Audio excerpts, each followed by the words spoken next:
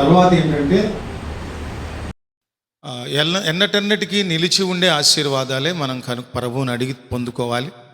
మనకి ఏం అవసరమో ప్రభువుకి తెలుసు అని మనం గ్రహించాలి.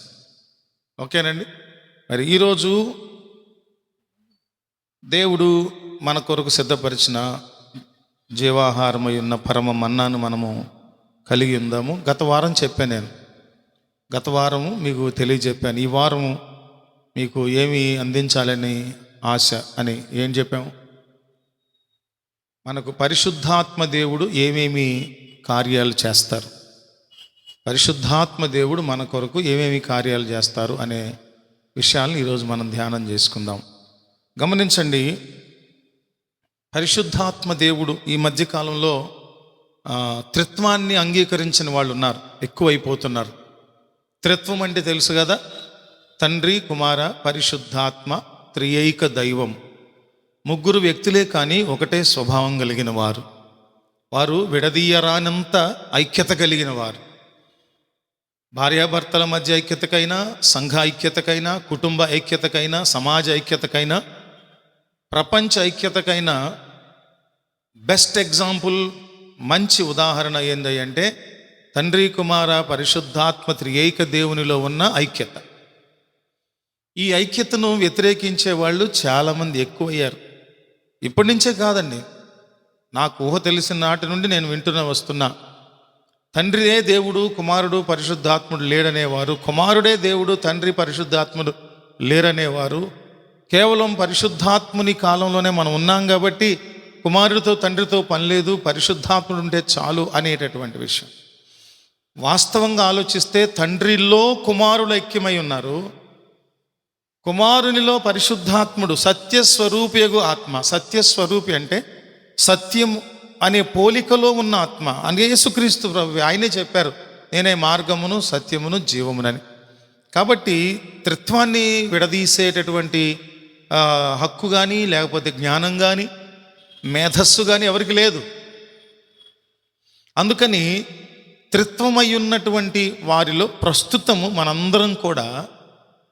మనందరం కూడా ప్రస్తుతము పరిశుద్ధాత్మ దేవుని కాలంలో ఉన్నాం. మనం యేసుక్రీస్తు ప్రభువారు, మనం అపోస్తుల కార్యం 1వ అధ్యాయంలో చూస్తాం, ఆయన ఆరోహణం అయిపోయేటప్పుడు చెప్పినటువంటి మాట, ప్రవచనాత్మకంగా చెప్పిన మాట, వాగ్దానాత్మకంగా చెప్పబడిన మాట, నేను మిమ్మల్ని అనాథలుగా విడిచిపెట్టను, నేను వెళితేనే మీ కొరకు వేరొక ఆదరణకర్త పంపబడతారు, ఆయనే పరిశుద్ధాత్మ దేవుడు అని చెప్పినప్పుడు వారందరూ కూడా మీరు ఇక్కడి నుంచి ఎక్కడికి వెళ్ళవద్దు, అక్కడే కనిపెట్టుండని అని చెప్పారు. చూడండి ఒకసారి లేఖనాధారంగా ఒక్క మారు చదువుకొని ముందుకు వెళదాం. అపోస్తుల కార్యములు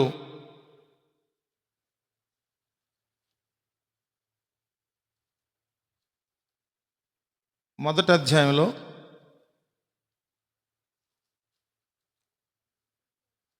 చదవండి.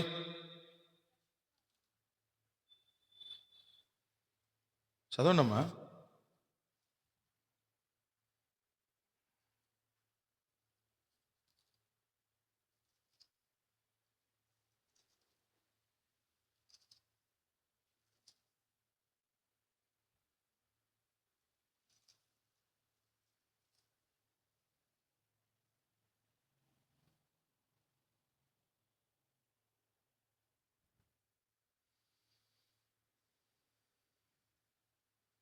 ఆరో వచనం నుంచి నేను చదువుతున్నాను. కాబట్టి వారు కూడి వచ్చినప్పుడు, ప్రభువా, ఈ కాలమందు ఇశ్రాయేలునకు రాజ్యమును మరల అనుగ్రహించదవా ఆయన అడుగగా, ఆయన 7వ వచనం చూడండి, కాలములను సమయములను తండ్రి స్వాధీనపరుచుకొని ఉన్నాడు, వాటిని తెలుసుకుంటా మీ పని కాదు. అయినను పరిశుద్ధాత్మ మీ మీదకి వచ్చినప్పుడు మీరు శక్తిని పొందుదురు గనుక మీరు యెరూషలేములోను యూదయ సమరయ దేశముల యందంతటను భూదిగంతముల వరకును నాకు సాక్షులై యుందురని వారితో చెప్పాను. ఈ మాటలు చెప్పి వారు చూచుచుండగా ఆయన ఆరోహణమాయను. అప్పుడు వారి కన్నులకు కనబడకుండా ఆయన మేఘం ఆయనను కొనిపోయెను.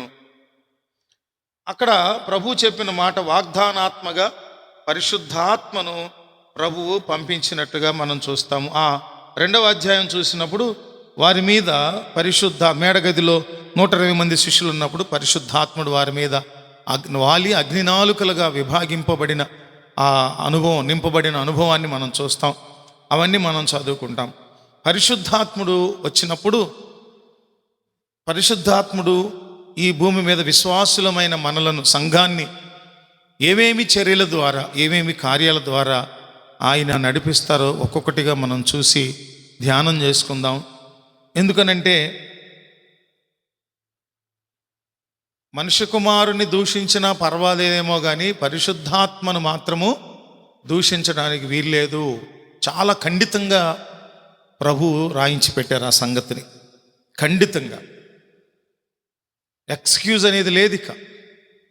అందుకని మనం పరిశుద్ధాత్మని కాలంలో మనం ఉన్నాము. దేవుడు పంపించిన వాగ్దానాత్మ నడిపింపులో మనం ఉన్నాం. ఆయన ఏమేమి చేస్తారు, ఆయన చేసే చర్యలు ఏమిటనేవి గతంలో మనము కొంత సంక్షిప్తంగా ధ్యానం చేశాం. మరొకసారి కూలంకషంగా ఆ విషయాలు ధ్యానం చేద్దాం. యోహాను సువార్త 16వ అధ్యాయము 7-8 వచనాలు చూద్దాం. యోహాను సువార్త 16వ అధ్యాయము 7-8 వచనాలు. అయితే నేను మీతో సత్యము చెప్పుచున్నాను, నేను వెళ్ళిపోవుట వలన మీకు ప్రయోజనకరము. నేను వెళ్ళని ఎడల ఆదరణకర్త మీ యొద్దకు రాడు. నేను వెళ్ళిన ఎడల ఆయనను మీ యొద్దకు పంపుదును. ఆయన వచ్చి పాపమును గూర్చి, నీతిని గూర్చి, తీర్పును గూర్చి లోకమును ఒప్పుకొనజేయును. పరిశుద్ధాత్ముడు చేసే పనుల్లో మొదటిది ఏంటంటే పాపమును గూర్చి, తర్వాత తీర్పును గూర్చి లోకాన్ని ఒప్పిస్తాడు. ఒక పాపిలో పాపముంటే ఆ పాపముతో ఆ పాపి బ్రతికినంత కాలము అతడు పరలోక రాజ్య వారసుడు కాలేడు, నరకాగ్నిగుండం పాలైపోతాడు, పరిశుద్ధుడు కాలేడు. అందుకని పాపములను క్షమించే అధికారం కలిగినటువంటి యేసుక్రీస్తు ప్రభువారి దగ్గరకు వచ్చినప్పుడే పాపములకు క్షమాపణ ఉన్నది. పాప క్షమాపణ అనేది యేసయ్య ద్వారానే కలుగుతుంది. యేసయ్య చిందించిన రక్తములో కడగబడుట ద్వారానే పాప క్షమాపణ కలుగుతుంది, పాపములకు విమోచన కలుగుతుంది. ఇక్కడ చూచినప్పుడు గమనిస్తే నేను సత్యమే చెబుతున్నాను మీతో, నేను వెళ్ళిపోవటం వల్ల మీకే ప్రయోజనం, నేను ఇక్కడ ఉండటం వల్ల ప్రయోజనం ఏమి లేదు. నేను తండ్రి ఏ పని చెప్పారో ఆ పని నేను ముగించేశాను, సమాప్తమైనది, ఇట్ ఈస్ ఫినిష్డ్ అని చెప్పేసి తండ్రికి నా ఆత్మను అప్పగించేశాను. కానీ మీరు గమనించాల్సింది ఏంటంటే నేను వెళ్ళి ఆదరణకర్తను మీ కొరకు పంపించాలి. నేను వెళ్ళని యెడల ఆదరణకర్త మీ దగ్గరికి రాడు. ఆదరించబడటం. తర్వాత ఇంకొకటి ఏమన్నాడంటే నేను వెళ్ళిన యెడల ఆయన మీ యొద్దకు వస్తారు.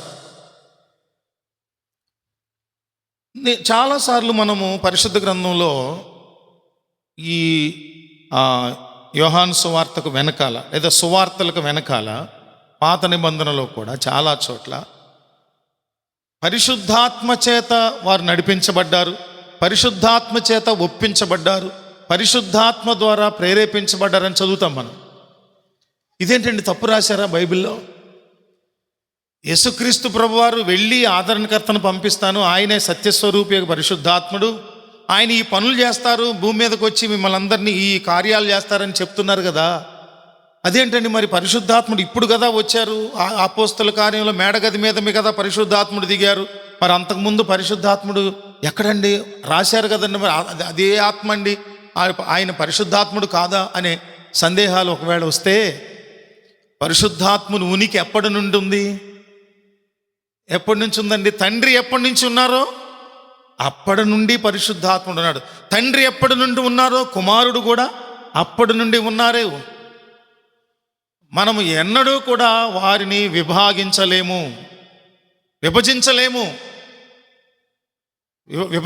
మనం. ఎందుకనంటే వారు ఎప్పుడు ఏకమయ్యే ఉంటారు. తండ్రిలో పరిశుద్ధాత్ముడు ఉన్నారు, తండ్రిలో కుమారుడు ఉన్నారు, కుమారునిలో తండ్రి ఉన్నాడు, కుమారునిలో పరిశుద్ధాత్ముడు ఉన్నాడు, పరిశుద్ధాత్మునిలో కుమారుడు తండ్రి, వారు ఏకమై ఉన్నారు ఎప్పుడు. పాత నిబంధనలో ఈ పరిశుద్ధాత్ముడు వాగ్దానాత్మగా పంపబడక ముందు పాత నిబంధన పుస్తకాలలో, రచనలలో పరిశుద్ధాత్ముడు కనపడ్డారు, ప్రేరేపించారు అనేక మందిని. ఆ మాటకు వస్తే పరిశుద్ధ గ్రంథం ఆమూలాగ్రము ఎలా రాయబడిందంటే పరిశుద్ధాత్ముని ప్రేరణ ద్వారానే భక్తులైన వారు రాశారు. అందుకని ప్రభువు నేను వెళ్తేనే ఆదరణకర్త మీ దగ్గరికి వస్తారు అనే మాట మాట్లాడినప్పుడు అంతకుముందు లేడు అని కాదు అర్థం. చాలామందికి క్రైస్తవ్యంలో ఉన్నటువంటి మూల సూత్రాలను మీద లేదా పునాది పద్ధతుల మీద సిద్ధాంతాల మీద అవగాహన లేనటువంటి వారు తెలియక త్రిత్వాన్ని గురించి చాలా తప్పుడు వ్యాఖ్యానాలు చేస్తున్నారు. ఆ వ్యాఖ్యానాలు చేసేవాళ్ళని మనం ఏం అనట్లేదు, కానీ మనకు ఒక సరి అయిన అవగాహన ఉండాలి. మనకు ఒక సరి అయిన అవగాహన మనకు లేకపోతే మనము కూడా సందిగ్ధావస్థలోనే ఉంటే కుదరదు కదా. దేవుని బిడ్డలుగా విశ్వాసులుగా ఎన్నో దశాబ్దాలుగా దేవుళ్ళు ఎదుగుతున్న మనకు ఒక అవగాహన ఉండాలి. ఎవరి చర్యలు, ఎవరి కార్యములు, ఎవరెవరి కాలములో దేవుడు నిర్ణయించారో వారు ఆయా కాలాలలో ఆ కార్యాలను నిర్వర్తించాలి. అపోస్తలుల కార్యములలో పరిశుద్ధాత్ముడు చేసిన చర్యలన్నీ ఉన్నాయి. మరలా చెప్తున్నా, ఆది అపోస్తలుల చర్యలు ఏమైతే ఉన్నాయో అపోస్తల కార్యంలో రాయబడిన సంగతులు అవన్నీ కూడా పరిశుద్ధాత్ముడు చేసిన కార్యములను గురించే చెప్తూ ఉంటాయి. అపోస్తల కార్యములన్నీ కూడా పరిశుద్ధాత్ముడు చేసిన కార్యాలు. ఇంకొకటి ఏంటంటే, యేసయ్య శిలువ మరణానంతరము యేసయ్య పునరుత్థానాన్ని ప్రకటించడానికి కావలసినటువంటి శక్తి, ధైర్యం శిష్యులకు అవసరం. ఆ అవసరం కనుక ఖచ్చితంగా దేవుడు ఏం చేయాలంటే వేరొక ఆదరణకర్తను ఏం చేయాలి? పంపించాలి. అభిప్రాయ వ్యక్తీకరణ చేయటంలో ఎందుకనో స్తబ్దతగా నిస్తేజంగా ఉన్నారు, అలసిపోయారు ఇవాళ. ఇక్కడ ఒక మాట నేను ఖచ్చితంగా చెప్పాలి. ఏం తెలుసా? తూర్పుగోదావరి, పశ్చిమ గోదావరి, శ్రీకాకుళం, విజయనగరం, ఇటుపక్క తెలంగాణ కొన్ని ప్రాంతాల్లో ఒక్కొక్క సంఘం, ఒక్కొక్క సహవాసం ఒక ఆదివారం నాడు 7 ఆరాధనలు జరిగించేవాళ్ళు ఉన్నారు. 8 ఆరాధనలు జరిగించేవాళ్ళు. ఒక చోట కాదు, ఒక చోట first service, second service, third service, fourth service జరిగించడం పెద్ద విషయం కాదు. వీళ్ళు ఎక్కడికి వెళ్ళక్కర్లా, వాళ్ళే వచ్చిపోతూ ఉంటారు.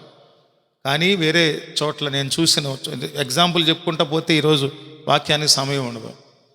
ఒక్కొక్క రోజు 7 చోట్ల ప్రయాణాలు చేసి వెళ్ళి సువార్త ప్రకటించి వస్తున్నటువంటి ఉద్దండులైన గొప్ప శ్రామికులైన సేవకులు ఉన్నారు. నేను అందుకే వాళ్ళని ఎంతగా గౌరవిస్తానో, నాకు మాదిరిగా ఎంచుకుంటాను. వాళ్ళ ప్రత్యేకమైన పిలుపు, వారి దర్శనము, దేవుడు వారికి ఇచ్చిన భారము, దాన్ని బట్టి వాళ్ళు చేస్తున్నారు. మనము ఒక పూటకి 2 పూటలకు అలసిపోతే మనం ఎట్లా కదా? ఉత్సాహంగా ఉందాం, ధైర్యంగా ఉందాం, బలంగా ఉందాం. ఎక్కడున్నాం మనం? శిష్యులైన వారి చర్యలలో యేసయ్య శిలువ మరణ పునరుత్థానములను లోకానికి ప్రకటించే విషయంలో వారికి ధైర్యం కావాలి. వారికి ఉన్న స్వభావాల కొలది వాళ్ళు యేసయ్య పునరుత్థానాన్ని ప్రకటించే శక్తి లేనివారుగా, అశక్తులుగా ఉన్నప్పుడు వాళ్ళకి శక్తిని, బలాన్ని, ప్రోత్సాహాన్ని, ధైర్యాన్ని, ఆలోచనను ఇవ్వాలి. అందుకే యేసయ్య ప్లానెడ్గా, ఒక ప్రణాళికాబద్ధంగా శిష్యులందరి మీదకి, ఆది అపోస్తులందరి మీదకి పరిశుద్ధాత్మను పంపించారు. అందుకని మొదటిది ఏంటంటే, ఆయన మనం అర్థమైంది ఇప్పుడు, పరిశుద్ధాత్ముడు, కుమారుడు, తండ్రి వేరా ఒకటా? ఒకటేనా కాదు? చెప్పండి. ఒక్కటే. వారు విభజించడానికి వీలు లేని ఐక్యతలో ఉన్నటువంటి వాళ్ళని విభజించలేము. ఎవరు గొప్పవారు అని అంటే యేసయ్య అంటారు చాలా చోట్ల సువార్తల్లో, నాకంటే నా తండ్రి ఏమన్నారు చెప్పండి? గొప్పవాడు. అవునా కాదా? భూమి మీద తండ్రి కుమారులు ఉంటే కనుక కుమారుడు గొప్ప పేరు ప్రఖ్యాతులు సాధించినప్పటికీ నలుగురిలో మాట్లాడినా, అభిప్రాయాలు చెప్పినా, ఏం మాట్లాడినా, ప్రసంగించినా ఏం చెప్తారు? నేను ఇంత గొప్పవాడినయ్యానంటే నాకంటే మా నాన్న ఏం గొప్పోడు కాదు, నేనే గొప్ప కీర్తి సాధించానని ఎవడో చెప్పడు. బుద్ధున్న కొడుకు ఎవరైనా ఏం చెప్తారంటే నాకంటే నా తండ్రి. అది దేనికి సూచనగా ఉందంటే తనలో పెద్దలను గౌరవించే స్వభావం, సృష్టినంతటినీ నిర్మించినటువంటి దేవాది దేవుడు, మహాశక్తి సంపన్నుడైన ఎల్షద్దా ఎలోహిమైనటువంటి ఆ దేవాది దేవుడు నాకంటే గొప్పవాడు అని చెప్పడంలో కుమారుని ఔన్నత్యాన్ని మనం చూస్తాం. అందుకని మనము ఎవరు పూజింపదగిన వారు, ఎవరు కాదు అనే మాట ఎన్నడూ నోట రావటానికి వీల్లేదు. ఇక్కడ పరిశుద్ధాత్ముడు చేసేటటువంటి చర్యల్లో మొదటిది ఏంటంటే, ఆయన హీ కన్విక్ట్స్ ఆఫ్ సిన్, పాపమును ఒప్పింప చేస్తాడు. ఆయన ఏం చేస్తారంటే పాపములను గూర్చి ఒప్పిస్తాడు ఆయన. ఇంకొకటి చేస్తారు, ఏం చేస్తారంటే ఆయన తీర్పును గూర్చి, నీతిని గూర్చి, పాపను గూర్చి, నీతిని గూర్చి, తీర్పును గూర్చి లోకాన్ని ఒప్పింప చేస్తారు ఆయన. ఇది పరిశుద్ధాత్ముడు పంపబడిన పనులలో మొదటి పని. ఏం చేస్తారు చెప్పండి నాతో కలిసి, అందులో ఉన్న 8వ వచనంలో ఉంది. ఏం చేస్తారంటే ఆయన పాపమును గూర్చియు, నీతిని గూర్చియు, తీర్పును గూర్చి లోకమును ఒప్పింపజేస్తారు. లోకం అంటే ఎవరు? మనమే, మనుషులే. మనుషులకు ఈ మూడింటిని గూర్చినటువంటి ఒప్పింపు కావాలి.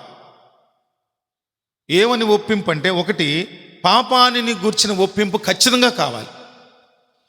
మనిషి పాపి అని గుర్తించి పాపాలు ఒప్పుకోవాల్సిందే. నువ్వు ఎలా అంటావు నన్ను పాపి అని? పాపి అంటావేంటి? నేనేం పాపం చేయలేదు అంటే పాపమును గురించిన అవగాహన లేదు నీకు ముందు.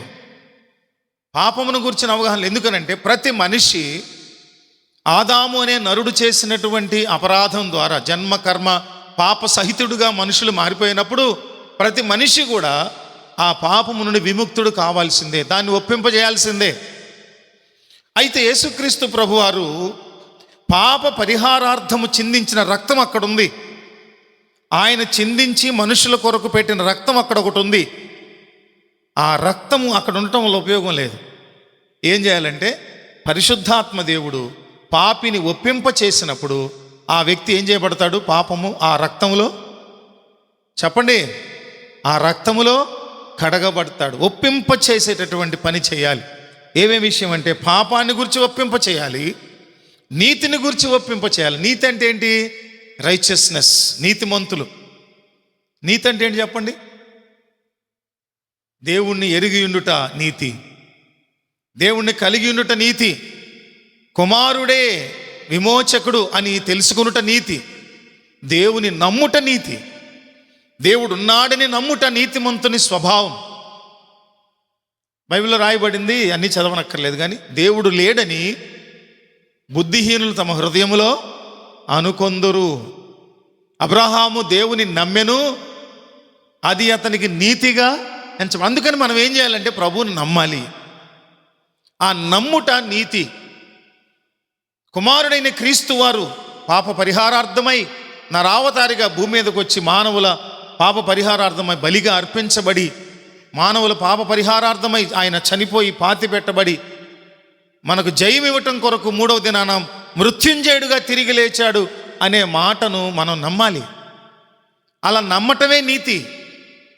అందుకని పరిశుద్ధాత్ముడు పంపబడిన మొదటి పని ఏంటంటే, పాపాలను గూర్చియు, నీతిని గూర్చియు అంటే విశ్వసించటాన్ని గూర్చియు, 3వది ఏంటంటే తీర్పును గూర్చి. అబ్బాయి, నువ్వు మాట్లాడే ప్రతి మాటకు, నువ్వు చేసేటటువంటి చెడు తలంపుకు, చెడు నడతకు, చెడు నడకకు, ప్రతి దానికి కూడా రేపొద్దున తీర్పు ఉంది, జాగ్రత్త. తీర్పు ఉంది అన్నవాడు భయపడతాడు. తీర్పు ఒకటి ఉంటుంది, శిక్ష ఒకటి ఉంటుంది, జైలు ఒకటి ఉంటుంది, పనిష్మెంట్ ఒకటి ఉంటుంది అన్న గుర్తించిన వాడు నేరం చేయడు, అపరాధం చేయడు, మోసం చేయడు, దగా చేయడు, కుట్ర చేయడు. ఎందుకు చేయడంటే వాడికి భయం ఉంది. నేను మాట్లాడే ప్రతిదానికి, నేను చూచే దొంగ చూపులకు, లేకపోతే ప్రతి దుష్ట స్వభావానికి నేను ఖచ్చితంగా దేవుని న్యాయపీఠం ఎదుట నిలుచోవలసిందే, శిక్ష అనుభవించవలసిందే అనేటటువంటి జ్ఞాపకం ఉన్నవాడు ఎవడూ కూడా లోకంలో ఏం చేయడు? అపరాధములు, తప్పులు, పాపాలు, ద్రోహాలు ఎవడు చేయడు. అరిషడ్ వర్గాలను జయించిన వాడు అవుతాడు. కామక్రోధ లోభ మద మాత్సర్యాలు అనేటటువంటి వాటిని జయించిన వాడుగా ఉంటాడు. శరీరాశ, నేత్రాశ, జీవపు డంబాలను జయించిన వాడుగా ఉంటాడు. అలా ఉన్నప్పుడే పరలోక రాజ్య వారసులు అవుతారు మనుషులు. అందుకోసము పరిశుద్ధాత్మ దేవుడు పంపబడ్డాడు. ఆయన వచ్చి ఏం చేస్తాడంటే పాపమును గూర్చియు, చెప్పండి 3 విషయాలు, పాపమును గూర్చియు, నీతిని గూర్చియు, తీర్పును, పాపం అంటే సిన్ గూర్చియు, రెండవది రైచియస్నెస్ను గూర్చి, మూడవది జడ్జిమెంట్ని గూర్చి. ఈ 3ంటిని గూర్చి మనుషులను ఒప్పుకునేటట్లు చేస్తాడంటే, ఒప్పుకొన చేస్తాడు. ఎస్, తీర్పు ఉన్నది. ఎస్, మనం దేవుని యందు విశ్వాసం ఉంచాలి. ఎస్, పాపములను ఒప్పుకోవాలి, కడగబడాలి, శుద్ధీకరించబడాలి. ఈ 3 చేయటం ద్వారా పరలోక రాజ్య వారసులు అవుతాం అనే ఒప్పుకొన చేస్తాడు పరిశుద్ధాత్మ. అది మొదటిది పరిశుద్ధాత్ముడు చేసి, గుర్తుపెట్టుకోవాలి అందరూ. పరిశుద్ధాత్ముడు చేసే మొదటి పని. 7వ వచనంలో కూడా ఏమన్నాడు? నేను వెళ్ళకపోతే ఆదరణకర్త మీ దగ్గర రాడు, కాబట్టి నేను వెళితే ఆదరణకర్త మీ దగ్గరికి వస్తాడు. ఆదరణకర్త. ఆయనకున్న మరొక పేరు ఏంటంటే, పరిశుద్ధాత్ముడుకున్న మరొక పేరు చెప్పండి, ఆదరణకర్త, సత్యస్వరూపి. అర్థమైందా? సో ఆయన చేసే పని మొదటిది ఏంటంటే 3 విషయాలతో మిళితమైన విషయం. ఒకటి, పాపమును గూర్చియు, నీతిని గూర్చియు, తీర్పును గూర్చియు ఒప్పుకొన చేస్తాడు పరిశుద్ధాత్ముడు. చాలామందిలో పాపాలు ఒప్పుకోవటం చేత కావట్లా. కళ్ళు మూసుకొని ప్రభు దగ్గర పాపాలు ఒప్పుకోవాలని అనుకుంటుంటే ఏకాగ్రత పెట్టనివ్వకుండా, దేవుని మీద దృష్టి పెట్టనివ్వకుండా, పాపాలు ఒప్పుకోవాలనే విషయం మీద శ్రద్ధ పెట్టనివ్వకుండా అపవాది రకరకాలుగా మన మనసును లాగేస్తూ ఉన్నాడు. అటు ఇటు లాగేసి పాపాలు ఒప్పుకునే విషయం మీద దృష్టి పెట్టనివ్వడు అపవాది. మూల విషయంలోనే పనిచేస్తున్నాడు వాడు. ఎక్కడైతే మూల విషయంలో చర్య జరగాలో అక్కడే వాడు బ్రేక్ వేస్తున్నాడు. ఎక్కడైతే ఒక పాపి వినుట వలన విశ్వాసం కల, వినుట దేని గురించి వినాలి? క్రీస్తుని గురించి వినాలనే మాట ఉందే, ఆ మొట్టమొదట్లోనే వాడు బ్రేక్ వేస్తున్నాడు. విననివాడు ముందు నేను పాపాలు ఒప్పుకోవాలి. అప్పుడు ఏం చేయాలంటే, ఈ తటస్థమైన లేకపోతే సందిగ్ధావస్థలో ఉన్న వ్యక్తి ఏం చేయాలంటే ఈ సత్యం తెలుసుకోవాలి. ఆదరణకర్తగా పంపబడే పరిశుద్ధాత్మ దేవుడు చేసే మొదటి పని ఏంటంటే ఒప్పుకొన చేస్తాడు, ఒప్పింపజేస్తాడు, ఒప్పుకొన చేస్తాడు. ఆ ఒప్పుకొన చేస్తాడంటే తెలుసుకున్నవాడు ఏం చేస్తాడంటే ఈ పాపాలు ఒప్పుకోవటం, నీతి విషయమై, తీర్పు విషయమై అప్పగించుకుంటాడు. రావాలి చెప్పండి? ఈ మొదటి విషయం దాటి రెండో విషయంలోకి వెళ్ళే లోపు చెప్పాల్సింది ఏంటంటే, పాపి అన్నవాడు, నీతిలో లేదన్నవాడు, తీర్పుని గురించి తెలియని వాడు పరిశుద్ధాత్ముడి దగ్గరకు వచ్చి, ఆదరణకర్త దగ్గరకు వచ్చి, అయ్యా నేను ఒప్పుకోలేకపోతున్నాను, తీర్పు ఉందని నేను ఒప్పుకోలేకపోతున్నాను, నీతి ఉందని ఒప్పుకోలేకపోతున్నాను, దేవుని యందు విశ్వాసం ఉంచలేకపోతున్నాను, దయచేసి నన్ను ఒప్పించని చేసే ప్రార్థనలో తగ్గింపు ఉంటుంది. ఒప్పించని చేసే ప్రార్థనలో లోబడే స్వభావం ఉంటుంది. ఒప్పించు ప్రభు అనే దగ్గర సరెండర్ అవ్వటం ఉంటుంది, దేవునికి లోబడిపోవటం, దేవునికి అప్పగించుకోవటం ఉంటుంది. మనం ఎంటీ అయిపోవాలి, ఖాళీ అయిపోవాలి. అప్పుడు దేవుడు వచ్చి ఆ స్థానాన్ని భర్తీ చేస్తాడు. దేవునికి స్తోత్రం కలుగును గాక. రెండో విషయం చూద్దాం, పరిశుద్ధాత్ముడు చేసే రెండవ పని. అపోస్తలుడు పౌలు భక్తుడు తిమోతికి రాసిన రెండవ పత్రిక,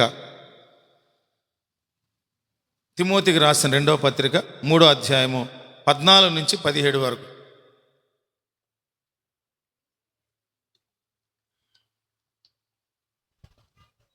క్రీస్తు యేసునందు ఉంచవలసిన విశ్వాసము ద్వారా, జాగ్రత్తగా వినండి, చాలా ప్రాముఖ్యమైన విషయం. ఈరోజు మనం ధ్యానించే విషయం మన విశ్వాస జీవితాలకు 100కి 100 పాళ్ళు సాధన చేస్తూ నేర్చుకుంటూ అవలంబించవలసిన సంగతులు. క్రీస్తు యేసునందు ఉంచవలసిన విశ్వాసము ద్వారా రక్షణార్థమైన జ్ఞానము నీకు కలిగించుటకు శక్తిగల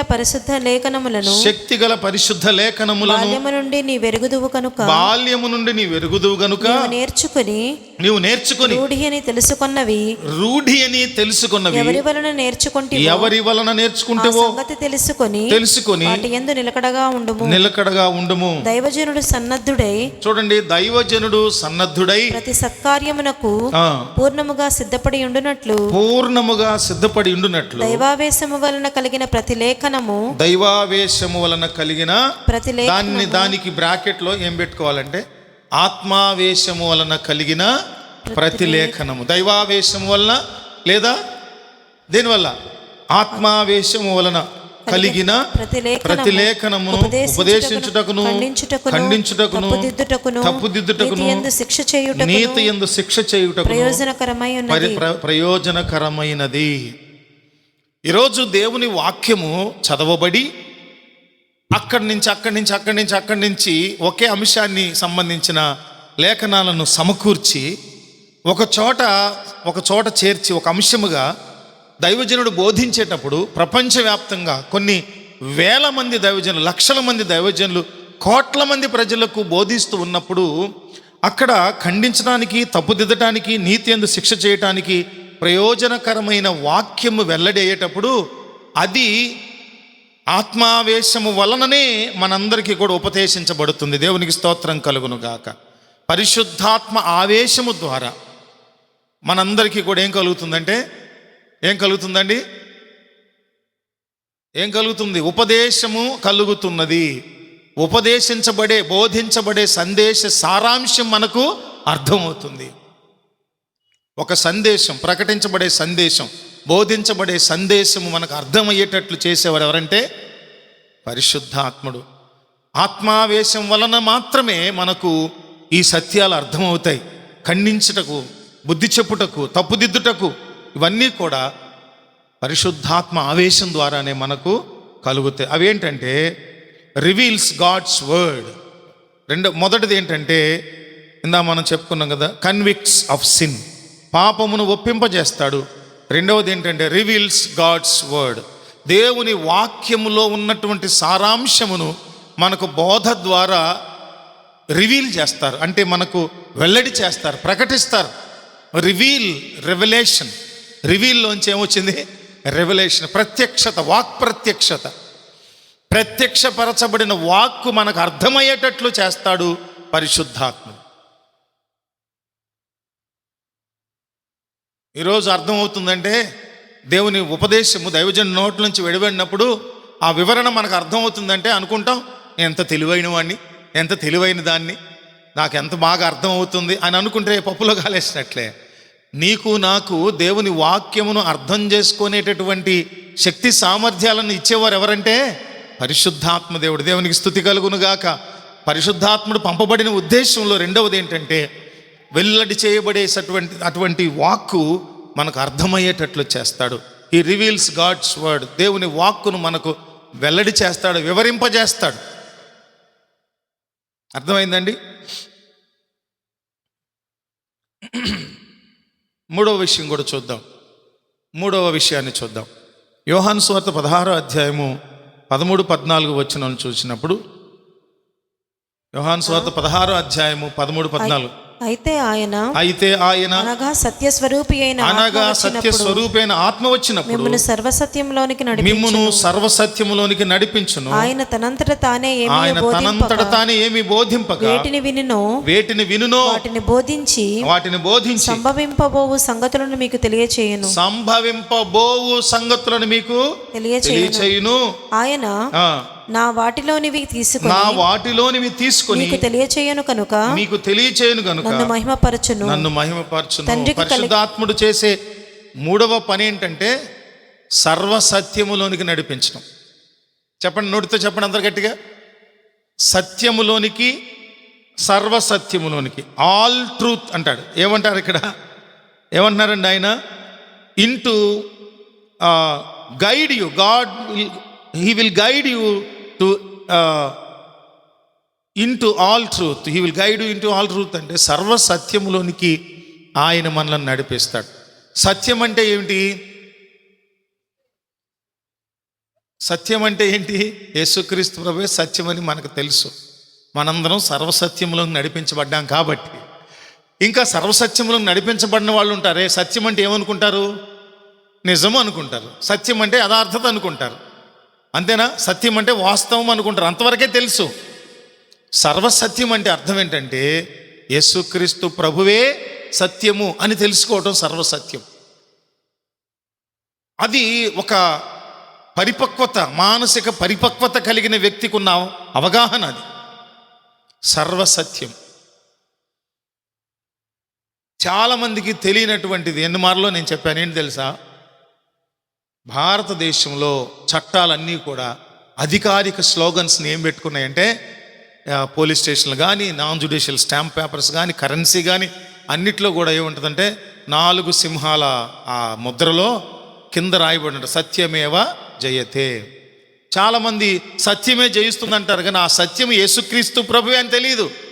సర్వసత్యం అంటే అదే.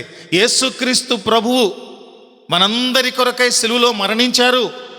ఆయన పునరుత్థానుడై తిరిగి లేచారు. ఆయన మనందరి కొరకు నివాసాలు సిద్ధపరుస్తున్నారు. మనందరినీ ధైర్యపరచడానికి, సిద్ధపరచడానికి, ఆత్మ అలంకారాలతో మనల్ని సిద్ధపరచడానికి పరిశుద్ధాత్ముడనే వేరొక ఆదరణకర్తను ఆయన పంపించాడని, ఆయన మనలను పరలోక రాజ్యానికి చేర్చుతారనే విషయం ఉందే, ఇది సర్వసత్యం, ఆల్ ట్రూత్. అంతేకాదు, నడిపిస్తారనేది ఒకటే కాదు, నేను నడిపించబడ్డాను అని నీవు నేను మనందరం బయటికి వెళ్ళి సాక్ష్యం చెప్పటం. నడిపించబడ్డామా లేదా? నడిపించబడినప్పుడు నడిపించబడిన వాడు అలానే ఉండిపోకూడదు. ఏం చేయాలి? సాక్షిగా నిలబడాలి. అనేకులు ఎదుటకు క్రీస్తు నామం ఎరుగని చోట్లను సువార్త ప్రకటించటం మనం చేయవలసిన పని. సర్వసత్యాన్ని ఎరిగి ఉండటం మాత్రమే కాదు, నేను సత్యమును గురించి సాక్ష్యం ఇవ్వటానికి వచ్చాను అని యేసుక్రీస్తు ప్రభు అంటే, పిలాతు అన్నాడు సత్యం అంటే ఏంటి అన్నాడు. విన్నాడా? యేసయ్య చెప్పు ఉండేవారు, ఇంకా సేపు ఉంటే చెప్పేవారు, చెప్పడానికి అవకాశం ఇవ్వాల. అన్యాయపు తీర్పునకు ఆయన గురి చేశారు. సత్యం అంటే ఏంటో యేసయ్య చెప్పినప్పుడు వింటే అది ఎంత శక్తివంతంగా ఉంటుందో. నీవు నేను చెప్తే సత్యాన్ని గురించి అంత ఎఫెక్టివ్గా ఉండకపోవచ్చు, కానీ సత్యమయ్యున్న యేసయ్యే సత్యం అంటే ఏంటో చెప్పినప్పుడు అది ఎంత స్ట్రాంగ్గా ఉంటుందో. సత్యం అంటే అదే. ఇదిగో ఒక కాలం వచ్చుచున్నది, నన్ను ఆత్మతోనూ సత్యముతోనూ ఆరాధించు కాలం వస్తుంది, అది ఇప్పుడే వచ్చి ఉన్నది అన్నాడు ఆయన. దేవునికి స్తోత్రం కలుగును గాక. సర్వసత్యములోనికి మనం నడిపించబడాలి. ప్రకటన గ్రంథంలో చూస్తాం, పుస్తకంలో ఏమంటాడంటే, ఆయన సత్యవంతుడను నామధేయము కలిగిన వాడై జయించుటకు బయలు వెళ్ళాడని రాయబడింది. ఆయనే జయిస్తాడు. ప్రపంచానికి కేంద్ర బిందువై ఉన్నటువంటి ఇజ్రాయేల్లో యేసుక్రీస్తు ప్రభువే జయశీలునిగా, జయముందేవాడుగా జయిస్తాడు. ప్రభు మనలను జయములో నిలిచిపెడతాడు. ఆయన జయమే మన జయం, ఆయన విజయమే మన విజయం. అందువల్ల సర్వసత్యములోనికి నడిపించడం పరిశుద్ధాత్ముడు చేసే మరొక పని. పూర్తిగా సువార్త శక్తిని లోకానికి చాటుతాడు పరిశుద్ధాత్ముడు. ఎలా చాటుతాడంటే సువార్త శక్తిని పరిశుద్ధాత్ముడు నీ ద్వారా, నా ద్వారా, మన సాక్ష్యం ద్వారా, మన జీవితం ద్వారా పరిశుద్ధాత్ముడు మనలను సర్వసత్యంలోనికి నడిపిస్తారు. మనం నడిచామా లేదా? ఇంకా సత్యాన్ని గుర్చిన పరిపూర్ణ అవగాహన లేనివారుగా మనం ఉన్నామా? ఏమండి, ఎవరైనా ఏవైనా విపరీతమైన లోతైన వ్యాఖ్యానాలు ఒకవేళ చేసినా సత్యాన్ని గురించి మనం తెలుసుకున్నదంతవరకు సరిపోద్ది. మనం ఏం తెలుసుకోవాలంటే, యేసయ్యే పాప విమోచకుడు అని తెలుసుకున్నాం. యేసయ్య దగ్గర పాపాలు ఒప్పుకున్నాం.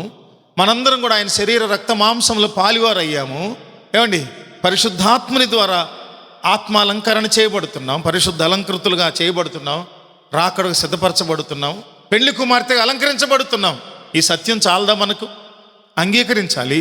దాని ప్రకారంగా మనము లోకములో దాన్ని ప్రచురణ చేయాలి, అనేకులకు చెప్పాలి.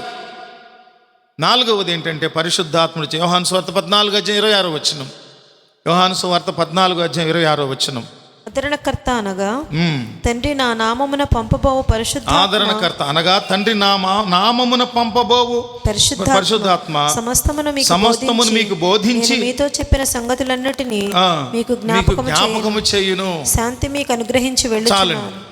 ఏం చేస్తారంట ప్రభు పరిశుద్ధాత్ముడు? ఇక్కడ 4వ పని ఏం చేస్తారంట? దైవిక మార్గాలన్నింటినీ కూడా మనకు హోలీ స్పిరిట్ టీచెస్ అస్ గాడ్స్ వేస్. దేవుని మార్గములను మనకు బోధ చేస్తాడు. ఈ మార్గంలో నువ్వు వెళితే నీకు ఇంత ఆశీర్వాదం అని నీకు బోధ చేస్తాడు. తప్పుడు మార్గంలో నువ్వు వెళ్తున్నప్పుడు నిన్ను తట్టి తప్పు అని జ్ఞాపకం చేస్తాడు. పరిశుద్ధాత్ముడు మన రూట్ మారుస్తాడు, మన మార్గములను సరళం చేస్తాడు. మన మార్గములు వంకర మార్గములో తప్పు గురికి వెళుతున్నాయేమో, రాంగ్ డెస్టినీకి చేరిపోతున్నాయేమోనని గ్రహించి పరిశుద్ధాత్ముడు మనల్ని మళ్ళిస్తాడు. ఆయన వశంలో మనం ఉంటేనండో అది కూడా మళ్ళిస్తాడు ఆయన. అంతేకాదంట, ఆయన ఏం చేస్తారంట, యేసుక్రీస్తు ప్రభు మీకు బోధించి, పరిశుద్ధాత్మ సమస్తమును మీకు బోధించి నేను మీతో చెప్పిన సంగతులన్నింటినీ మీకు జ్ఞాపకం చేస్తారంటున్నారు ప్రభు. మనకు మతిమరుపు ఉంది. ఏవి మర్చిపోవాలో అవి మర్చిపోము, ఏవి గుర్తుపెట్టుకోవాలో అవి గుర్తుపెట్టుకోము. ఏం గుర్తుపెట్టుకోవాలంటే యేసయ్య చేసిన బోధ మొత్తాన్ని మనం జ్ఞాపకం పెట్టుకోవాలి. ఆ బోధ మర్చిపోతేనంటే పరిశుద్ధాత్ముడు జ్ఞాపకం చేస్తారు. ఇలా చెప్పబడింది తెలుసా నీకు? లేఖనం ఇలా బోధించింది తెలుసా నీకు? యేసయ్య ఇలా ప్రవర్తించారు తెలుసా నీకు? యేసయ్య ఇలా ప్రార్థన చేశారు తెలుసా నీకు? యేసయ్య ఇలా బోధించారు నీకు తెలుసా? యేసయ్య ఇలా ప్రజలను ఆశీర్వదించారు తెలుసా? యేసయ్య ఇలాగా స్వస్థపరిచారు తెలుసా? యేసయ్య ఇలా కలువరి శిలువలో బలియాగంగా అర్పించబడ్డారు నీకు తెలుసా అని అనేక సంగతులను పరిశుద్ధాత్ముడు బోధించి ఆ సంగతులను మనకు జ్ఞాపకం చేస్తాడు. కొన్నిసార్లు మనం ధ్యానం చేశాం, మనిషికి మతిమరుపు ఇవ్వటం మంచిదే కొన్ని విషయాల్లో, కానీ కొన్ని విషయాలు అసలు మర్చిపోకుండా ఉండటము మనకు ఆశీర్వాదం. ఎప్పుడు దేవుని మాటలు మర్చిపోకూడదు. నీ వాక్యము నా పాదములకు దీపము, నా త్రోవకు వెలుగు. దేవుని మాట మనకొక నిధిగా మన జీవితంలో ఉన్నప్పుడు అది శ్రమలో కష్టంలో మనకు పనిచేస్తాడు. ఆ తర్వాత 5వది చూద్దాం. రోమపత్రిక 8వ అధ్యాయము 14 నుంచి 17 వరకు. రోమపత్రిక 8వ అధ్యాయం 14 నుంచి 17 వరకు.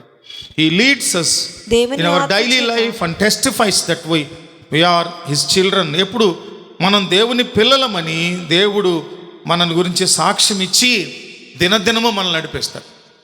మనం దేవుని పిల్లలమని సాక్ష్యం ఇస్తాడట పరిశుద్ధాత్ముడు. చదవండి ఒకసారి. దేవుని ఆత్మ చేత ఎందరూ నడిపింపబడుదురు, దేవుని కుమారులై ఉందురు. ఎలయనగా మరలా భయపడుటకు మీరు దాస్యపు ఆత్మను పొందలేదు కానీ దత్తపుత్రాత్మను పొందితిరి. ఆ ఆత్మ కలిగిన వారమై మనము అబ్బా తండ్రి అని మొర్రపెట్టుచున్నాము. మనము దేవుని పిల్లలమని ఆత్మ తానే మన ఆత్మతో కూడా సాక్ష్యం ఇచ్చుచున్నాడు. దేవుని పిల్లలమని ఆత్మ తనే మన ఆత్మతో కూడా. లోపల బోధ జరుగుతుందన్నమాట. పరిశుద్ధాత్ముడు మన ఆత్మతో మాట్లాడతాడు. ఎప్పుడు మాట్లాడతాడంటే మన ఆత్మ ఆయన వశంలో ఉన్నప్పుడు మాట్లాడతాడు. మనము శరీర కార్యాలకు బలమిచ్చేసేసి ఆత్మ కార్యాలకు బలహీనపరిచేసినప్పుడు పరిశుద్ధాత్ముడు మన ఆత్మతో మాట్లాడటానికి మనం అవకాశం ఇవ్వలేని వారుగా ఉంటాం.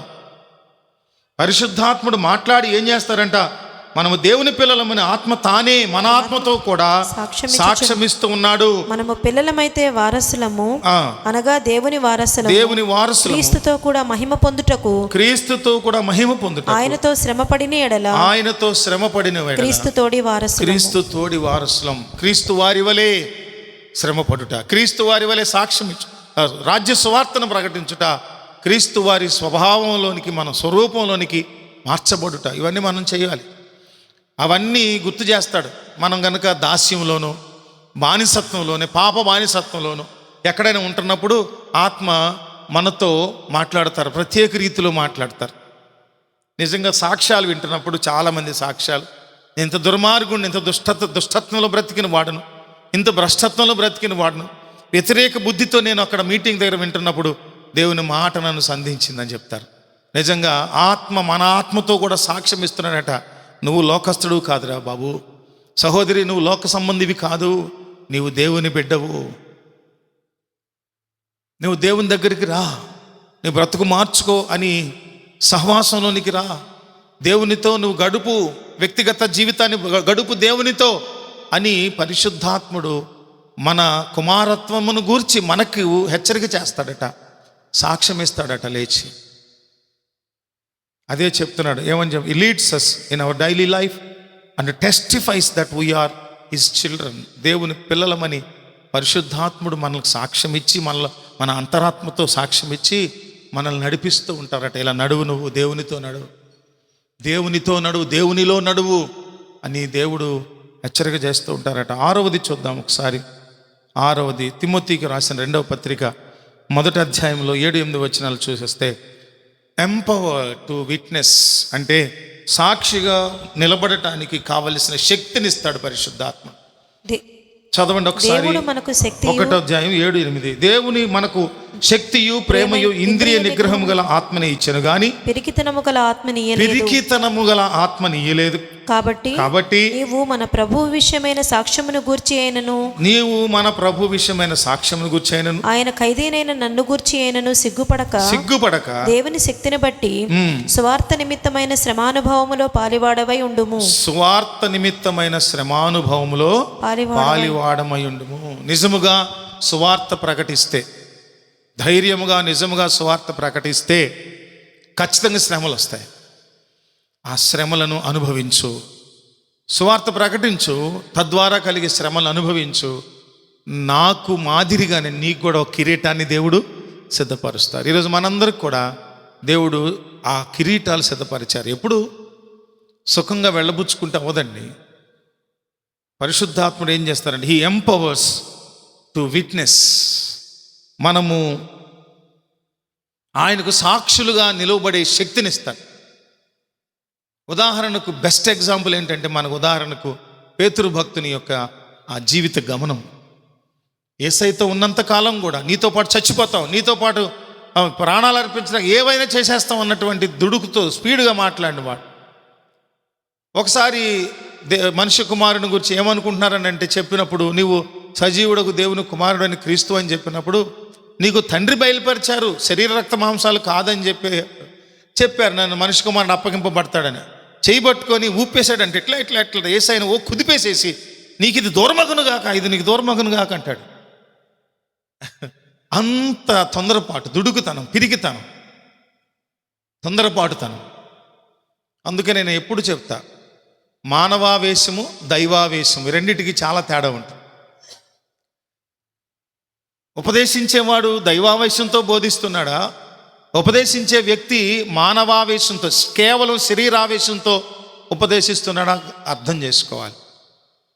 పరిశుద్ధాత్మ దేవుడు వాయిద్యాలు గడగడ ప్రసంగం అంతసేపు మోగుతూ ఉంటేనే పరిశుద్ధాత్ముడు మాట్లాడతాడా, ప్రజలతో హెచ్చరిక చేస్తాడా? అలా కాదండి, అలా కాదు. ఈ లేఖనాల చొప్పున, రాయబడిన లేఖనాల చొప్పున, దేవుని వాక్ ప్రత్యక్షత మన చేతులు ఉంచబడిన లేఖనాలను ఉన్నది ఉన్నట్లుగా పాటిస్తూ బతుకుతున్నందు వలన మాత్రమే మనం ఆత్మ నింపుదల కలిగిన వాళ్ళం అవుతాం. శరీర సంబంధమైన ఉద్రేకానికి ఆత్మ సంబంధమైన ఉద్రేకానికి చాలా వ్యత్యాసం ఉంది. ఆత్మ సంబంధమైన ఉద్రేకం, ఉజ్జీవం కలిగిన వాడు దేవుని ఆత్మ చేత నడిపింపబడేవాడు. శరీరంతో ఉద్రేకపడేవాడు చుట్టుపక్కల ప్రేరేపించేటటువంటి వాయిద్యాల ద్వారానో మరే విధమైన పద్ధతుల ద్వారానో శరీరమును ఉద్రేకపరచుకున్నటువంటి విధానం కాదు. ఆత్మవశులు కావాలి, మనం ఆత్మవశులు కావాలి. పరిశుద్ధ గ్రంథంలో దేవుని ఆత్మవశులైన వాళ్ళు ఏమైపోయారు తెలుసా? చచ్చిన వాళ్ళు పడిపోయారు. వాళ్ళ బలాన్ని, వాళ్ళ స్పృహను వాళ్ళు కోల్పోయి దేవుని వశమైపోయారు, ఎంటీ అయిపోయారు వాళ్ళంతా.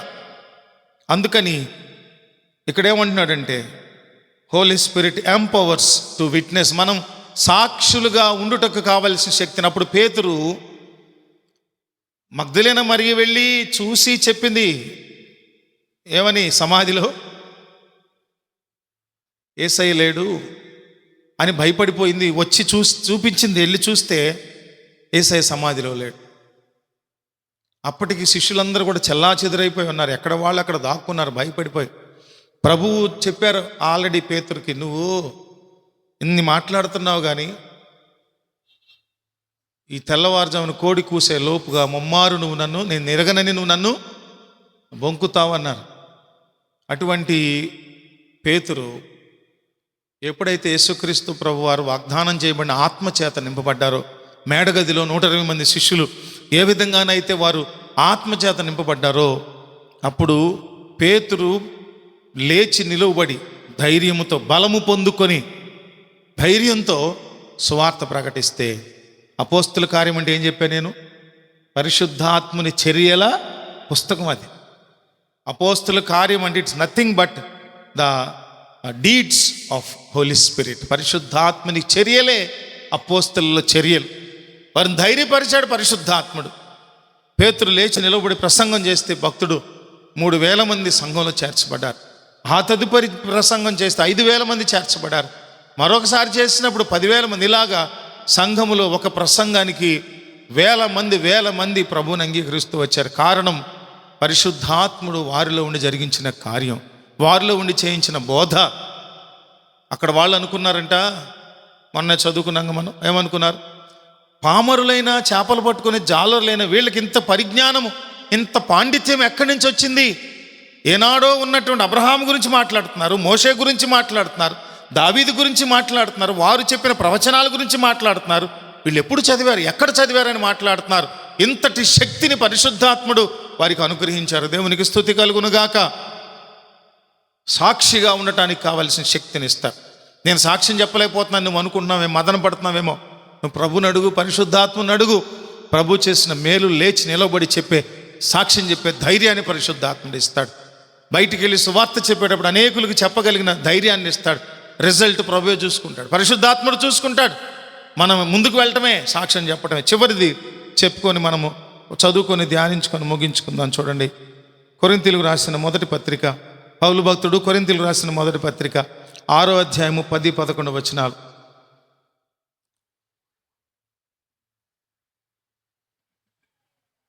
దొంగలైనను లోబులైనను త్రాగుబోతులైనను దూషకులైనను దోచుకొని వారునైనను దేవుని రాజ్యమునకు వారసులు కానేరరు. మీలో కొందరు అట్టి వారై ఉంటిరి, కానీ ప్రభువైన యేసుక్రీస్తు నామమునను మన దేవుని ఆత్మయందును మీరు కడగబడి పరిశుద్ధపరచబడిన వారే నీతిమంతులుగా తీర్చబడితిరి. పరిశుద్ధాత్ముడు ఏం చేస్తారంటే మనల్ని క్లెన్స్ చేయటంలో, నీతిమంతులుగా తీర్చడం ముందే చెప్పుకున్నాం.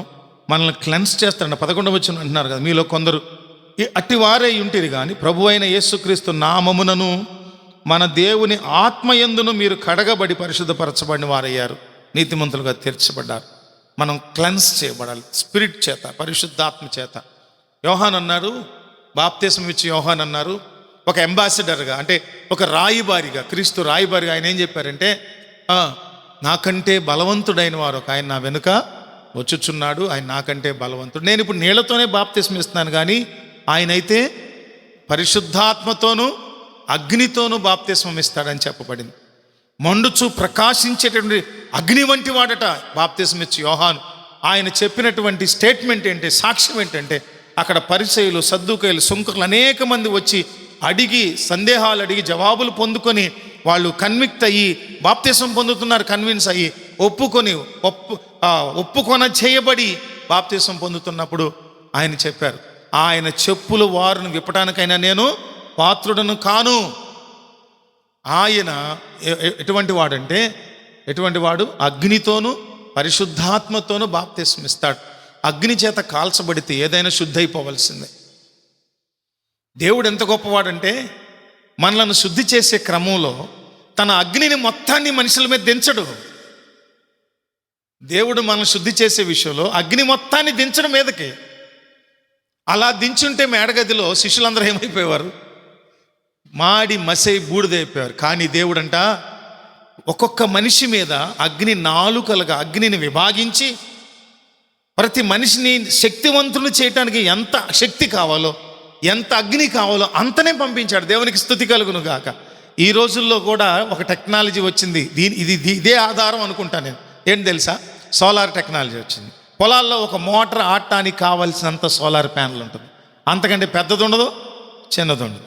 స్ట్రీట్ లైట్లు పెడతారు కొన్ని చోట్ల, కరెంటుతో సంబంధం లేకుండా ఆ స్ట్రీట్ లైట్కి బల్బు పెట్టి దానిపైన సోలార్ ప్యానల్ పెడతారు. ఎంత పెడతారంటే ఆ బల్బు వెలగగలిగినంత వాటేజ్ ఇచ్చేదంత ప్యానలే పెడతారు.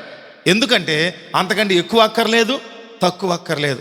మనుషులే ఇంత తెలివైన వాళ్ళయి సూర్యుడి నుంచి విడుదలయ్యేటటువంటి సూర్యరశ్మితో విద్యుత్తును పుట్టించి మనుషులు ఉపయోగించుకుంటున్నప్పుడు ఎక్కడికి ఎంత కావాలో తెలిసినప్పుడు దేవాది దేవుడు ఎంత గొప్పవాడంటే, ఆయన తన అగ్నిని ఉన్నదన్నట్టు దించకుండా, కానీ ఒకసారి ఆయన ఉన్నదన్నట్లుగా దిగి వెళ్ళారు మోషే ముందు.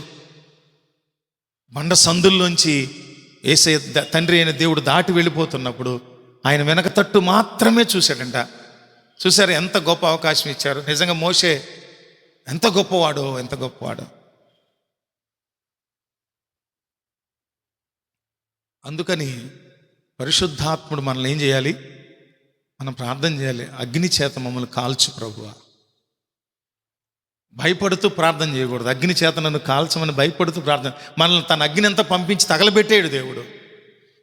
మనము శక్తివంతులు కావటానికి ఎంత కావాలో శక్తి, ఎంత అగ్ని కావాలో అంత అగ్నితో మనం బాప్తిస్మం ఇస్తాడు దేవుడు. దేవునికి స్తుతి కలుగునుగాక.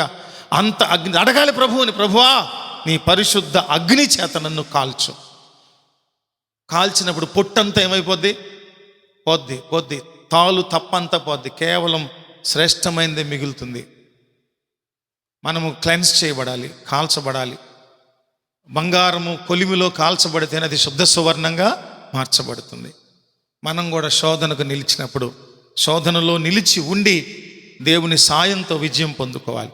అందుకని పరిశుద్ధాత్ముడు చేసేటటువంటి కార్యాలు, మొదటిది ఆయన పాపమును గూర్చి ఒప్పిస్తాడు. రెండవది ఏంటంటే దేవుని మాటలను మనకు వెల్లడి చేస్తాడు, అందులో ఉన్న భావాలను అర్థమయ్యేటట్లు చేస్తాడు. మూడవది సర్వసత్యములోనికి నడిపిస్తాడు. తర్వాత దైవిక మార్గములను బోధించి జ్ఞాపకం చేస్తాడు. వాటన్నిటిని కూడా సువార్త, బోధ, హితవు, హెచ్చరిక వీటన్నిటినీ కూడా గుర్తు చేస్తాడు పరిశుద్ధాత్ముడు. తర్వాత ఐదవది చూసినప్పుడు మనము దేవుని పిల్లలమని ఆయన సాక్ష్యం ఇస్తాడు. దినదినము మనల్ని నడిపిస్తారు.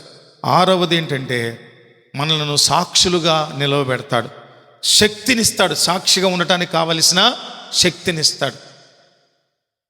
చివరిదిగా ఏంటంటే మనలను తన అగ్ని చేత కడిగి, పరిశుద్ధాత్ముడు మనల్ని కాల్చి మనల్ని నీతిమంతులుగా తీర్చుతాడు, కడుగుతాడు. అగ్ని చేత కడుగుతాడు. అగ్ని చేత కడిగే అనుభవం మనకు కావాలి. అది ఒక ఉన్నతమైన ఆత్మీయ మెట్టది. ప్రార్థన చేసుకుందాం. నిలబడి మనందరం నిలుచుండి ప్రార్థన చేసుకుందాం గౌరవ భావంతో, భక్తి భావంతో.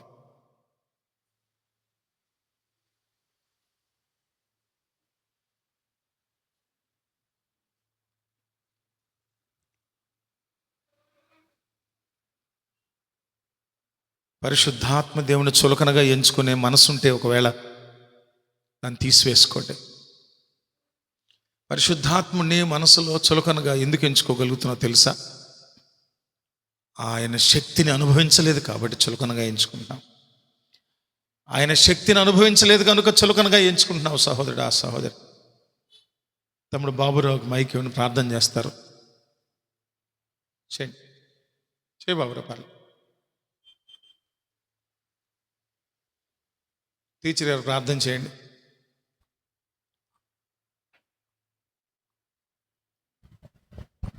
విన్న వాక్యాన్ని గురించి ప్రార్థన చేయండి. పరిశుద్ధాత్ముడి చర్యలు ఏ విధంగా ఉంటాయో. తండ్రి, మీ పాదములకు వందనాలు, స్తోత్రాలు, స్తుతులు. ఆత్మదేవ, సత్యస్వరూపి అయిన పరిశుద్ధాత్మదేవ, మీ పాదములకు వందనాలు. తండ్రి, మా దగ్గరకు వచ్చి మమ్మల్ని సృజించి కుమారుని వైద్య మీ త్యాగముతో మమ్మల్ని మరలా మీ దగ్గరికి చేర్చుకుని మీరు మరలా తిరిగి వచ్చే వరకు మేము ఒంటరిగా ఉండకుండా ఆత్మరూపువై మరలా మా చుట్టూరునే తిరుగుతూ ప్రభువా ఎప్పుడూ విడిచిపెట్టకుండా మమ్మల్ని తండ్రి మీ దగ్గరనే చేర్చుకోవాలని ఆశ చొప్పున, మా మీద ఉన్న ఈ ప్రేమ చొప్పున నాయన ఆత్మరూపువై మా మధ్య సంచరిస్తున్న దేవా, మీ పాదాలకు వందనాలు, స్తుతులు, స్తోత్రాలు చెల్లించుకుంటున్నాం. నాయన ఈ ఆత్మ యొక్క ఫలములను మేము చూస్తూ ఉన్నాము తండ్రి. నాయన మేము ఒప్పుకోలేని వాటిని కూడా ప్రభువా మేము నిద్రించుచుండగా నాయన మీరే ఒప్పింపచేస్తారు ప్రభువా. మేము అలసి ఉన్నప్పుడు మా తరపున మీరే విజ్ఞాపనలు చేసి తండ్రి ఉన్నారు ప్రభువా. మీరేదో గొప్ప దేవుడు నాయన. మేము దారి తొలగినప్పుడు నాయన అటు వెళ్ళొద్దని మంచి దారులకు మమ్మల్ని తీసుకొచ్చున్న అదా మీకు స్తోత్రములు. పరిశుద్ధాత్మదేవ, మీకు స్తుతులు నాయన. ఈ కడవరి కాలంలో నాయన మీరు లేనట్లయితే జనులు నాయన కట్టుదగి నాయన వారి ఇష్టం వచ్చినట్టు ప్రవర్తించి మరలా మీ ఉగ్రత పాలు కాకుండా మరలా మీరే నాయన మీ దయ చొప్పున మమ్మల్ని నాయన కరుణించి ఆ ఉగ్రత నుండి తప్పించుకోవడం కోసం, నిత్యరాజ్యానికి మమ్మల్ని నడిపించడం కోసం ప్రభా మా వెనక్కి నడిచి వస్తున్న ఆత్మదేవ మీకు వందనాలు.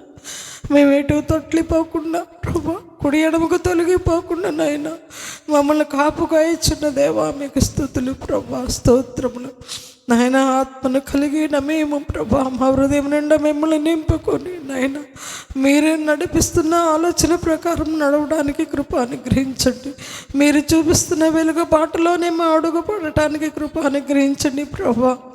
ఎవరము కూడా నాయన మీకు వ్యతిరేకించిన ఆయన పక్కదారులు తొలగకుండా సహాయం చేయండి. మాకు మేముగా శ్రమను తెచ్చుకోకుండా మీ కృప అనుగ్రహించండి. పరిశుద్ధాత్మ దేవ నాయన మమ్మల్ని వెన్నంటి నడుపుతున్న తండ్రి మీకు స్తోత్రములు నాయన. మీ సువార్త నిమిత్తమైన నిలువబెడుతున్న ఆత్మదేవ మీకు వందనాలు ప్రభా. మా నోటిని బాగా తెరవమని మీరు సెలవిచ్చారు, అది మీ ఆత్మతో నింపుతానన్నారు ప్రభా, మీకు వందనాలు. అక్కడి నుంచి వచ్చే ఫలములన్నీ ఆత్మ ఫలములే అని చెప్పారు ప్రభా. మీరు ఇంకా దుఃఖపడవద్దు అని చెప్పారు తండ్రి, ఎందుకంటే ఆత్మను మీరు మాకు ఆదరణకర్తగా ఇస్తున్నారు ప్రభా. ఓ కుటుంబం ప్రభా తన సభ్యులను కోల్పోయినప్పుడు ఎంతో దుఃఖక్రాంతులై ప్రభా ఒంటరిగా భావిస్తూ నాయన ఒంటరితనంగా జీవిస్తున్న భయముతో ఉంటున్నప్పుడు ఆదరణకర్తమైన దేవా వారి దగ్గరికి వచ్చి నిలిచిన దేవా మీకు వందనాలు ప్రభా. ఆ కుటుంబాన్ని ఆదరిస్తున్న తండ్రి మీకు వందనాలు. మమ్మల్ని అందరినీ ఆదరిస్తున్న దేవా మీకు స్తుతులు ప్రభా. మేము ఏ విధంగా కూడా మీ రుణాన్ని మేము తీర్చుకోలేము తండ్రి. మా నోటి వెంబడి స్తుతులతో చెల్లిస్తూ మిమ్మల్ని మీ రుణాన్ని తీర్చుకునే భాగ్యాన్ని కూడా మాకు ఇచ్చారు, మీకు వందనాలు ప్రభా. మీరు ఇచ్చిన స్తుతిని నాయన మా హృదయంలో భద్రపరుచుకుని మా నోటి ద్వారా మిమ్మల్ని స్తుతిస్తూ నాయన మీ కొరకు ఎదురు చూచి బిడ్డలుగా మా సంఘాన్ని అంతటిని ఆయుత్తపరచమని వేడుకుంటున్నాం నాయన. సంఘ బిడ్డలో ఏ బిడ్డ కూడా విడువబడకుండా సహాయం చేయండి. ప్రతి ఒక్క బిడ్డ పరలోక రాజ్యంలోకి ఎత్తపడి వారుగా చేయండి. వారితో పాటు మరో నలుగురిని మీ దగ్గరికి తీసుకుని వచ్చి బిడ్డలందరినీ కూడా నాయన మీరు తీర్చిదిద్దమని వేడుకుంటున్నాం. వారి హృదయాల్లో నాయన స్వార్థ విషయమైన భారము కలిగిన వారుగా జీవించడానికి సహాయం చేయండి. మీ యొక్క భారాన్ని ఉంచండి పరిశుద్ధాత్మ దేవ. మీ యొక్క ఆదరణను ప్రతి ఒక్క బిడ్డ హృదయంలో ఉంచండి తండ్రి. నీ ఆత్మ ప్రేరేపణను ప్రతి ఒక్క బిడ్డలో ఉంచండి ప్రభువా. పరిశుద్ధాత్మ తండ్రి నాయన ఎప్పుడు కూడా బిడ్డల చుట్టూ మీరు కావలి ఉండమని బ్రతిమాలుకుంటాను. వారి హృదయాల చుట్టూ మీరు కావలి ఉండండి ప్రభువా. దుష్టుడు ఏ విత్తనమో వారి హృదయాల్లో వేయకుండా కృప చూపండి తండ్రి. మీ వెలుగుబాటులోనే ప్రతి ఒక్క బిడ్డని నడిపించండి. మీ ఆత్మ చూపును నాయన వారు చేయడానికి సహాయం చేయండి. ఈ లోకంలో గొప్ప కార్యాలయ బిడ్డలందరూ చేయడానికి సహాయం చేయండి. ప్రతి ఒక్క చేత మీరు ఒక కార్యాన్ని జరిగించండి ప్రభా. ఒక గొప్ప కార్యాన్ని జరిగించండి తండ్రి. ఈ లోకానికి చాటించడానికి ఇక్కడున్న ప్రతి ఒక్క బిడ్డ కూడా నాయన మీ యొక్క ఆయుధముగా తీసుకుని ఒక్కొక్కరు ఒక కార్యాన్ని ఆత్మ కార్యాలని జరిగించడానికి మీ కృప అనుగ్రహించమని వేడుకుంటున్నాం. ఆయన బిడ్డలందరూ కూడా తిరిగి గృహాలకు వెళ్ళిచుండగా ఆత్మదేవ బిడ్డలతో మీరు వెళ్ళండి. వాళ్ళ కుటుంబంలో మీరు ఉండండి. వాళ్ళ కుటుంబం ఎప్పుడు వెలుగుమయంగా నిండడానికి సహాయం చేయండి నాయన. వారు ఎప్పుడు సమృద్ధి కలిగిన వారుగా నాయన ఉండడానికి మీ కృప అనుగ్రహించండి. అనేక మంది ఆ బిడ్డలను చూసి ఇదిగో వీరిని నిజమైన దేవుణ్ణి సజీవము గల దేవుణ్ణి ఆరాధిస్తున్నారు కాబట్టి వీరింత ధైర్యంగా ఉన్నారని నాయన వారి కుటుంబాన్ని చూసి అనేకులు సాక్ష్యము చెప్పుకొనున్నట్లు బిడ్డలందరినీ కూడా ఆ విధంగా ఆయుత్తపరచమని వేడుకుంటున్నాం. నాయన మీ యొక్క ఆత్మను గురించి వివరించిన మీ సేవకుని మీ ఆధీనంలో ఉంచుకునండి. మీరు బలపరచండి, స్థిరపరచండి, ఆయుష్మంతులుగాను ఆరోగ్యవంతులుగాను ఉంచండి. అనేక చోట్లకు మిమ్మల్ని మోసుకుని ఒక సాధారణంగా బిడ్డను వాడుకోమని వేడుకుంటున్నాం తండ్రి. నాయన మిమ్మల్ని మీరు విసర్జించుకుని నన్ను తీసుకువెళ్ళమని మీరు సెలవిచ్చారు ప్రభా. ఆ విధంగా మిమ్మల్ని మోసుకుని బిడ్డను ఉంచమని నాయన శక్తినిమ్మని నాయన మరి ఒక అవకాశమును మీ బిడ్డకి ఇమ్మని బ్రతిమాలుకుంటున్నాం. ఆయన నా కుటుంబ సభ్యులందరూ కూడా సంఘ బిడ్డలందరూ కూడా బాగా ఆశ్రదింపబడిన వారుగా దీవించండి. ఆయన బిడ్డలను వారు చూడగలగడానికి దింపండి, ఉంచండి ప్రభా. ఆయుష్తోనూ బిడ్డలందరినీ ఆరోగ్యంతోనూ సంతోషంతోనూ నాయన వారి నోటి నిండా నవ్వుతోనూ ఉండడానికి మీ కృప అనుగ్రహించమని మెట్టుకు ఈ దీవులన్నీ బిడ్డలందరికీ మాకును దయచేయమని నజరుడైన యేసునామమున మనవులన్నీ వేడుకుంటూ ఉన్నాము తండ్రి. ఆమేన్.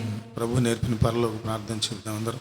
పరలోకమందున మా తండ్రి, నీ నామం పరిశుద్ధపరచబడునుగాక, నీ రాజ్యము వచ్చునుగాక, నీ చిత్తము పరలోకమందు నెరవేరుచున్నట్లు భూమి యందును నెరవేరును.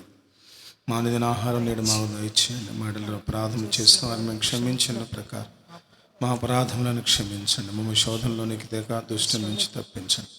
రాజ్యము, శక్తి, మహిమ నిరంతరం నీవై ఉన్నవి తండ్రి. మన తండ్రి యగు దేవుని ప్రేమ, కుమారుడిని క్రీస్తు వారి కృప, పరిశుద్ధాత్మ దేవుని నిత్య అన్యోన్య సహవాసం ఈ ఆరాధనలో పాల్గొన్న బిడ్డలకును, సకల పరిశుద్ధులకును, పాల్గొనలేని బిడ్డలకును కూడా సదాకాలం తోడైండు నడిపించి మహిమ పొందునుగాక. ఆమేన్. అందరికీ వందనాలు. ఒకరికొకరు సమాధానపూర్వక వందనాలు తెలియజేసుకొని వచ్చే వారము